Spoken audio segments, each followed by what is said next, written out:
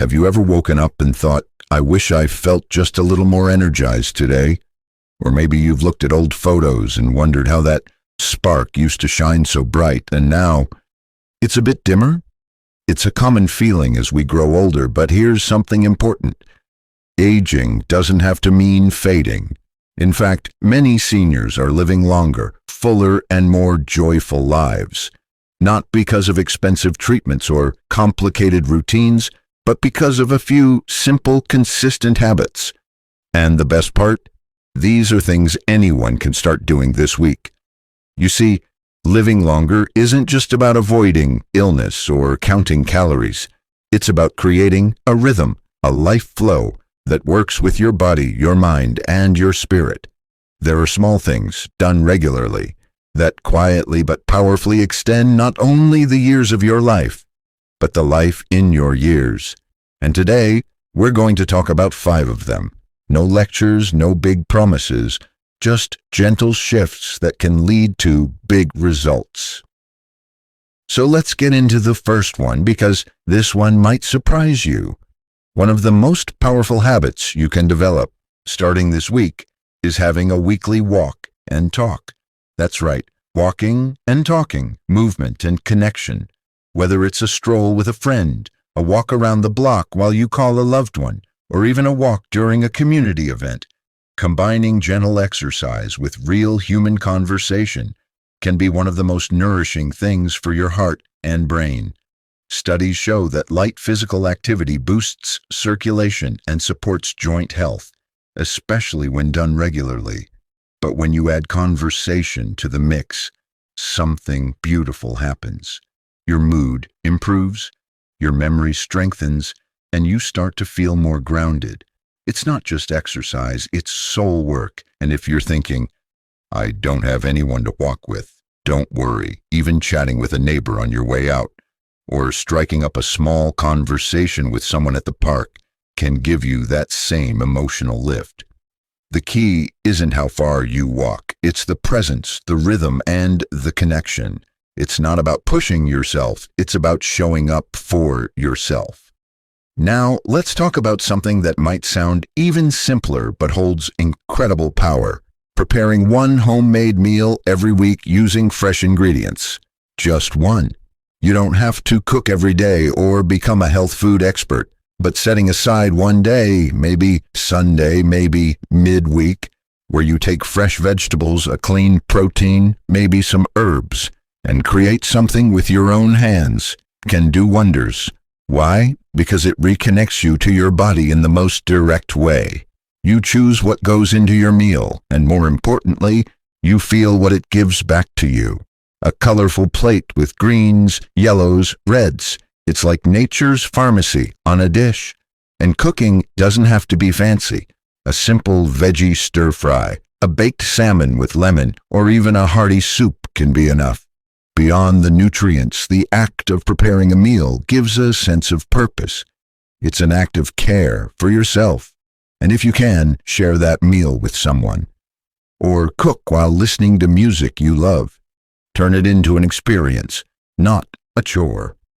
That small weekly ritual of preparing something nourishing can actually reduce inflammation, stabilize blood sugar, and support longevity in a deeply real way. Now, I know some of you might be thinking, that's lovely, but my energy isn't what it used to be. Even getting out of bed some mornings feels like climbing a mountain. And I hear you.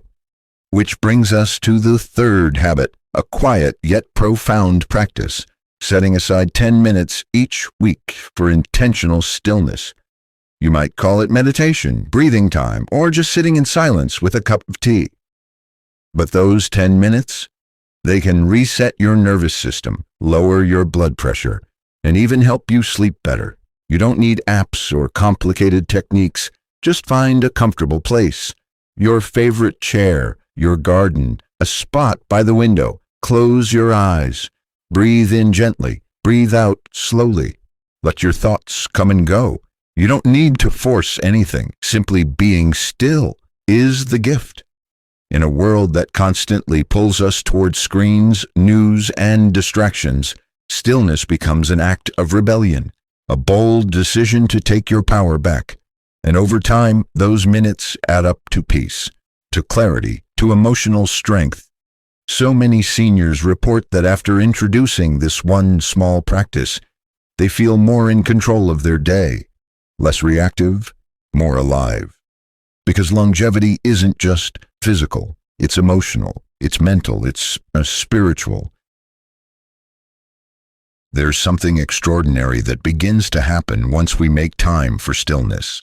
The body starts to soften, the mind begins to quiet down, and suddenly we can hear ourselves again. We notice our breath. We feel our feet grounded to the floor. We remember that we're here, not just surviving, but still living, still capable of growth. And that clarity, that inner calm, it lays the foundation for the next weekly habit, one that might just be the most underestimated of them all. It's laughter. That's right, honest, belly-deep laughter at least once a week. Now you might chuckle and say, I don't have much to laugh about these days. And that's understandable. Life brings its share of aches and losses. But here's the truth. Laughter isn't something that only visits us when life is perfect. Sometimes we have to invite it in, even if it feels like a stranger. Whether it's through watching an old comedy you loved years ago, joining a light-hearted book club, or simply sitting with a friend who tells bad jokes, you are allowed to laugh. And more than that, your body needs it. Laughter releases endorphins, the body's natural feel-good chemicals. It relaxes your muscles, boosts immunity, and improves circulation. Some doctors even call it internal jogging because it gently exercises your organs and gets things moving without strain. But laughter does more than heal your body. It softens your heart. It reminds you that no matter what the calendar says, there's still joy to be found. There are still moments worth smiling about. One woman once told me, every time I laugh, it's like I turn the clock back 5 years. And you know what? I believe her. Because laughter brings you into the present. And the present, no matter your age, is where life always begins again. Now let's move into something that may feel a little more personal, but is just as life-giving. Doing one act of kindness for someone else every week. It doesn't have to be grand or newsworthy. In fact, the smallest gestures often carry the most weight. Calling an old friend to check in, dropping off a cup of soup to a neighbor, writing a card to someone who might be lonely, giving a sincere compliment to the cashier who rings up your groceries. These acts, tiny on the surface, are enormous in meaning. Why? Because kindness creates connection. It shifts your focus from what you might be losing to what you still have to give. And giving, in any form, keeps the heart young.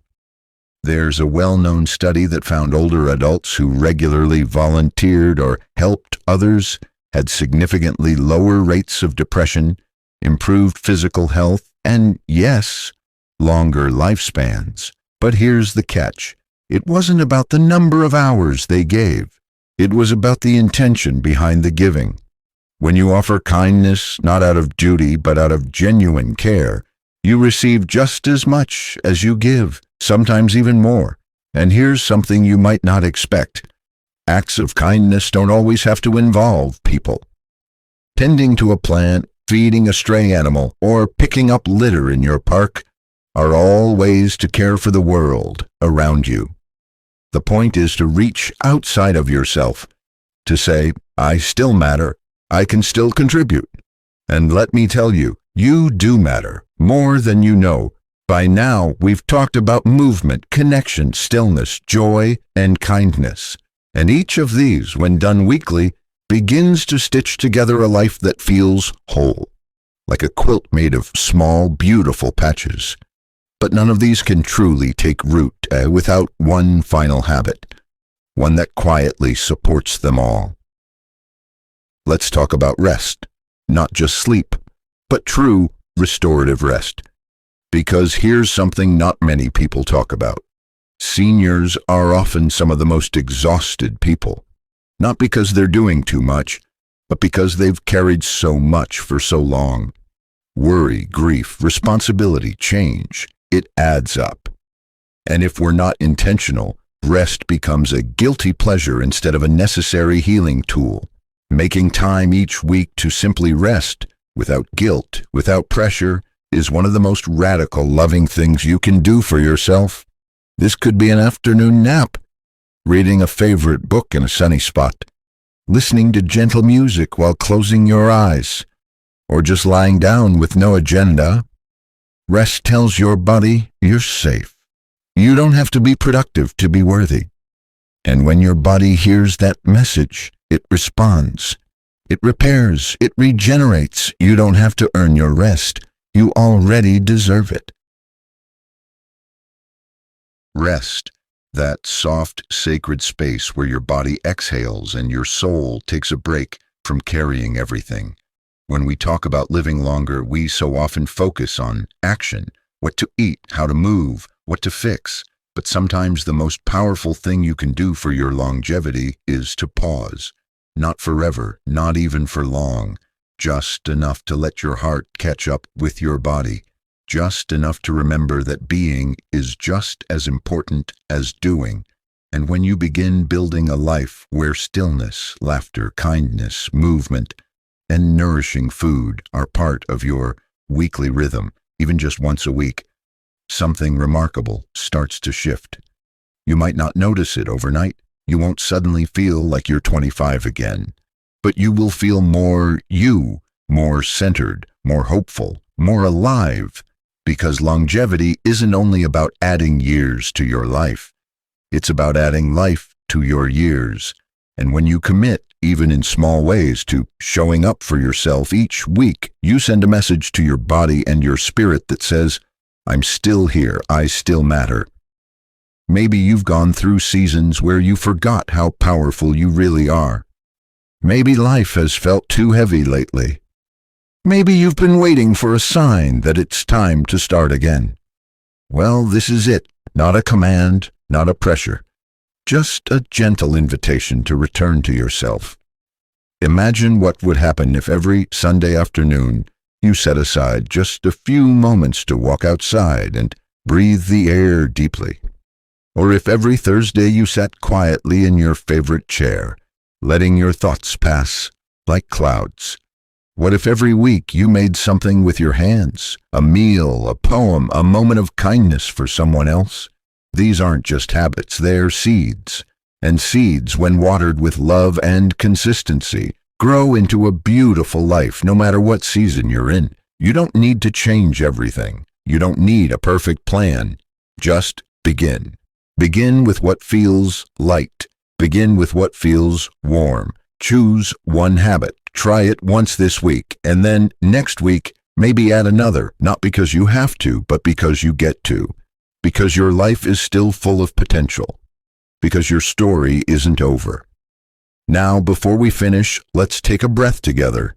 Really, take a moment and breathe in slowly, and let it go. That breath, it's yours. A reminder that as long as you're breathing, there is time to grow, to love, to laugh, to rest, to live fully. And if anything you've heard today touched your heart, I want you to know that you're not alone. This space is a place for you. A place where you're seen. A place where your wisdom matters. I'd love for you to share your thoughts in the comments. Maybe tell us, which one of these 5 habits are you ready to try this week? If this video brought you a little peace or inspiration, don't forget to like it. It helps more beautiful souls like you find it. And if you'd like to keep growing, keep learning, and keep thriving with a community that truly cares, I invite you to subscribe to the channel. We've got so much more to share, but more than anything, I want you to remember this. Your age is not your limit, it's your power. Every wrinkle, every laugh line, every gray hair holds a story. And that story is still unfolding, beautifully, boldly, and exactly as it should. So here's to you. to your strength, your kindness, your resilience. Here's to living your best life at any age. Until next time, take care of yourself and keep choosing life, one gentle habit at a time.